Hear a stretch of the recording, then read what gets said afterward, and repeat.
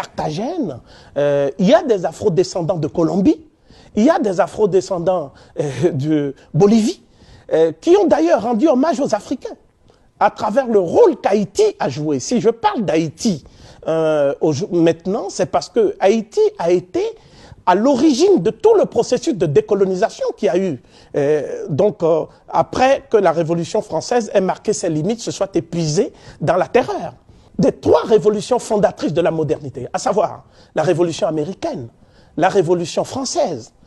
La Révolution haïtienne fut la seule à être une véritable révolution universelle. Hein? Ce point n'est pas expliqué clairement, hein? Et souvent il y a beaucoup de confusion dans les esprits. C'est la Révolution haïtienne qui, la première, a émancipé la femme. La Révolution française considérait que l'homme dont on parle dans la Déclaration des droits de l'homme et du citoyen, la femme en était exclue. Il faut le savoir. C'est ce qui a poussé d'ailleurs une Française éminente, à savoir Olympe de Gouges, à défendre dans sa fameuse Déclaration des droits de la femme et de la citoyenne l'héritage des Africains. Elle l'a dit explicitement et elle a rendu hommage aux femmes noires qui ont lutté pendant l'esclavage. Et cette femme a disparu et même les traces de son combat ont disparu ici en Europe. Donc le rôle de l'université virtuelle des savoirs, c'est de réhabiliter également tous ces gens qui ont combattu pour l'idéal humain et qui ont été occultés, hein, dans leur propre pays. Hein. Il faut savoir que la révolution haïtienne est une des seules révolutions qui admettait l'accession à la citoyenneté, quelle que soit la confession qu'on avait. Vous voyez? C'est pour cela qu'il y a eu des Juifs qui se sont réfugiés en Haïti. C'était une terre de refuge, parce qu'ils étaient opprimés. Des Polonais se sont réfugiés en Haïti. La révolution haïtienne est la seule qui est donnée à des gens qui n'étaient pas de conditions sociales très nobles, hein, le droit d'être citoyen également. C'était pas difficile parce qu'ils sortaient d'une société esclavagiste. Mais il n'y avait pas de discrimination sociale en Haïti.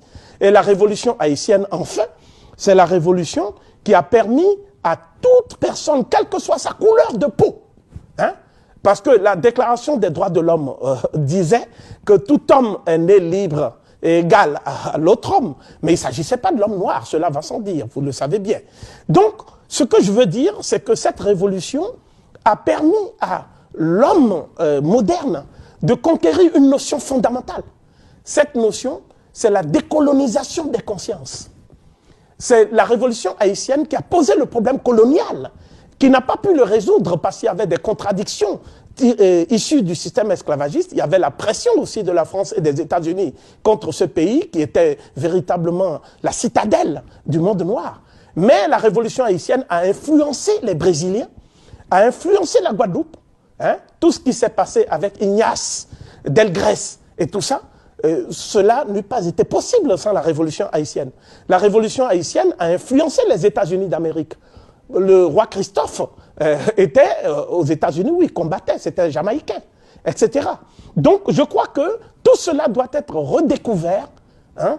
Nous devons remettre tout cela au cœur du débat contemporain contre les discriminations. Parce que le problème, ce n'est pas l'accession formelle et juridique à l'égalité. Ça, c'est très facile.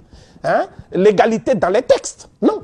Le problème, c'est la déconstruction de la notion même d'inégalité des races et la déconstruction de toute la hiérarchisation des races sur lesquelles sont fondées les civilisations modernes. Je crois que c'est ça qui est important et en cela, nous allons véritablement innover. Et c'est la mission essentielle dévolue à l'université virtuelle des savoirs qui est ouverte donc aux Asiatiques, qui est ouverte aux Européens, qui est ouverte aux Américains, qui est ouverte à tous les hommes épris de progrès et qui aspirent à la connaissance, hein, de manière à bâtir une nouvelle humanité, construire une humanité qui va vivre dans l'harmonie et dans la paix.